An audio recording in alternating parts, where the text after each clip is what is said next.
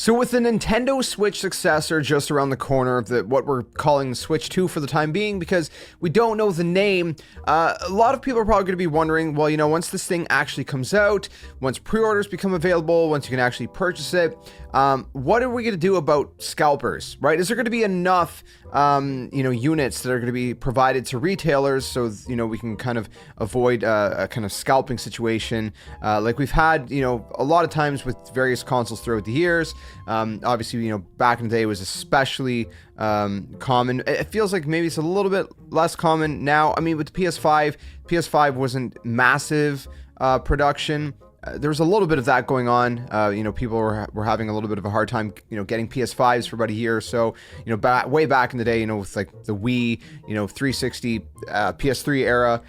You know, you had a little bit more of that as well, but it seems as though, even though with, you know, some chip shortages and stuff that have been going on for the past little bit, it seems as though Nintendo is addressing how they're going to be, you know, kind of navigating that whole situation and you know, making sure that we can avoid kind of scalpers. So, by the way, if you guys do enjoy this one, be sure to leave a like, really helps the channel. Subscribe for more, do a variety of Nintendo-based content here on the channel.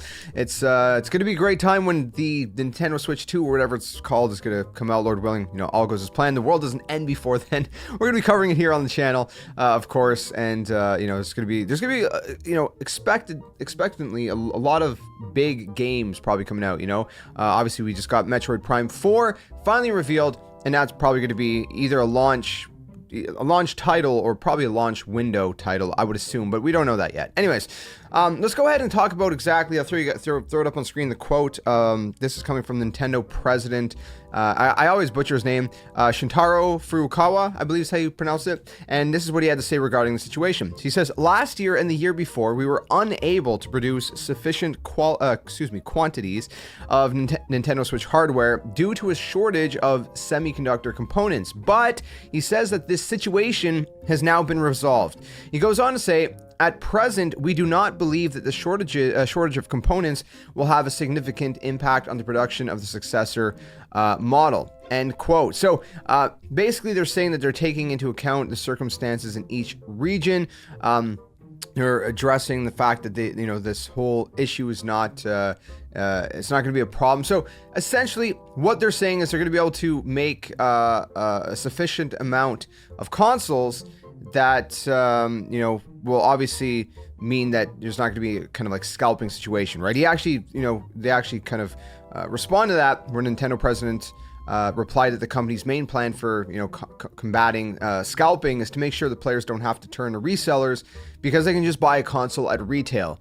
You know, basically the countermeasure against this is that you know, there's going to be a sufficient amount of consoles that are going to be able to produce to meet the customer demand. So again, this is all coming from VGC, by the way, Video Games Chronicle.com. I'll leave a link down in the description below if you want to read the entire article, but that's pretty much the majority of it. Again, this came via a Q&A during a general meeting of shareholders, and they were kind of asking, you know, what the company was planning to do to stop reselling of the next console, because again, the whole scalping situation is always a big issue, especially with you know, products that are high in demand, like new video game consoles like this. So hopefully, you know, everything goes well. It sounds like they have a plan set in place.